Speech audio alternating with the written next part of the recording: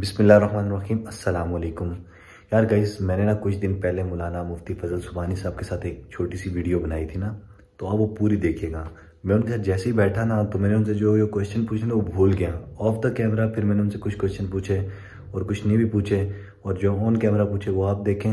और उसके बाद आपको जो ऑफ कैमरा मैंने पूछे थे वो आखिर में मौलाना कारी अमानुल्लाह साहब के साथ आज मैंने बैठ कर पूरी वीडियो बनाई है। तो ये पूरी वीडियो दोनों आपने देखनी है। चलें आज जैसे कि हमारे साथ मुफ्ती सुबहानी साहब हमारे साथ हैं, फजल सुबहानी साहब। इस टाइम पे अब इनसे ना यंग जनरेशन के हवाले से अब मैं थोड़ा सा पॉजिटिव बोल रहा हूँ। तो यंग जनरेशन के हवाले से जिस तरह यूनिवर्सिटी का जो माहौल होता है उसके बारे में हम इनसे कुछ क्वेश्चन करेंगे कि उससे कैसे हमें बचा जाए। एक तो जैसा कि आपको पता है कि यूनिवर्सिटी में जिस तरह को एजुकेशन है तो उसमें एक तो नज़र की हिफाजत भी की जाती है, तो उससे हम कैसे बचें।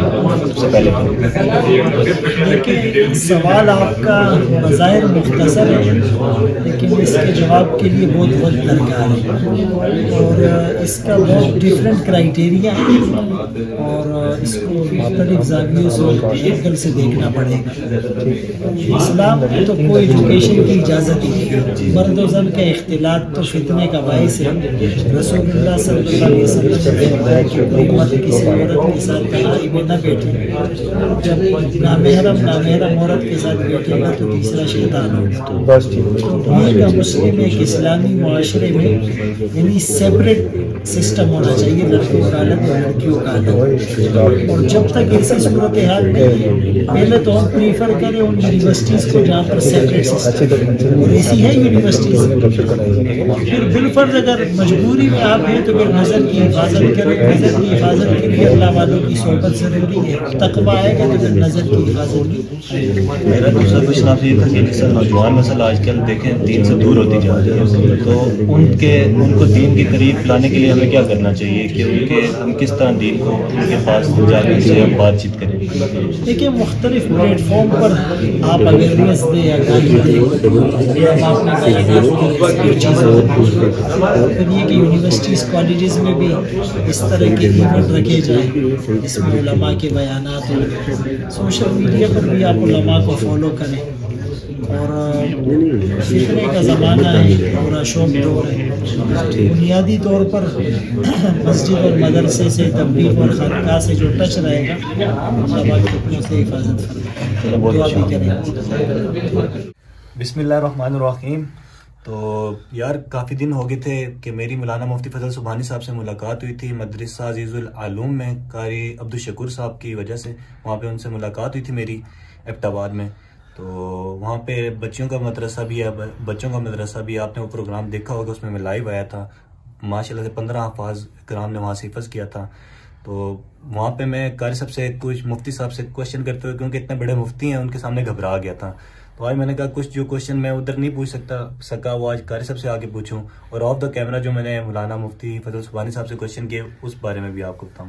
बेसिकली उसमें मैंने ये क्वेश्चन किए थे कि जिस तरह के मैं हाफिज़ कुरान हूँ और मैं कुरान को उसका वो टाइम नहीं देता जो उसका हक है, तो उन्होंने मुझे इसके जवाब में कहा था कि जी अगर आप इसके जवाब में ये कहा था कि देखें, इस उम्मत का जो सबसे बड़ा गुनाह ये है ना कि कुरान पाक को याद करके भूल जाना।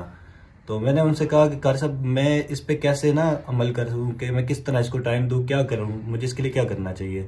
उन्होंने मुझे कहा कि आप हफ्ते में सिर्फ एक दिन ना इस तरह उलमा के महफिल में जाके बैठें, उनसे बातचीत करें, ताकि दीन की महफिल में बैठने का काफ़ी असर होता है। तो उसका और कारी साहब मैंने बिल्कुल ठीक है, कोई गलती?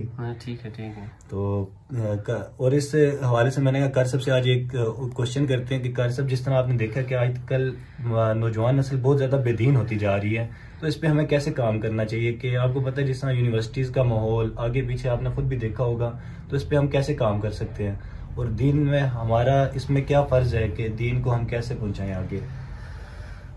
जी, सवाल तो माशाल्लाह आपका बहुत अच्छा है, इसके लिए वक्त भी चाहिए, लेकिन मुख्तसरन बात यह है कि पहली चीज़ जो हमारे माशरे और माहौल के लिए जो ख़तरनाक है वो माहौल है। आजकल जो हमारे जवान उससे ख़राब हो रहे हैं, तो उसके लिए हमें ये करना चाहिए, पहली चीज़ कि हम फ़राइज़ का एहतमाम करें और अपने आप को हराम कामों से मना करें और सुन्नत के मुताबिक हम अपनी ज़िंदगी गुजारें, क्योंकि तालीम है मखलूत और बड़ा मुश्किल है।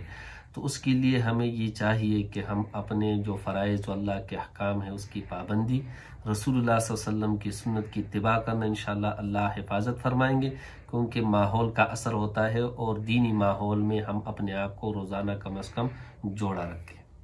शुक्रिया कारी साहब। चलें आगे, आप मौलाना मुफ्ती फजल सुबहानी साहब की वीडियो पूरी आपने देखी होगी, इससे पहले वो डालेंगे, आप वो पहले देखें, तो उसके बाद चलें। भी छोटी सी वीडियो थी इस्लाम के ज़रिए से, तो अगर आपके भी क्वेश्चन हो आप कमेंट्स में हमें बताएं, तो हम वो आगे कारी साहब से पूछेंगे, आपके मसले आपको बताएंगे हल। चलें नेक्स्ट वीडियो मुलाकात होती है, तब तक के लिए अल्लाह हाफिज़।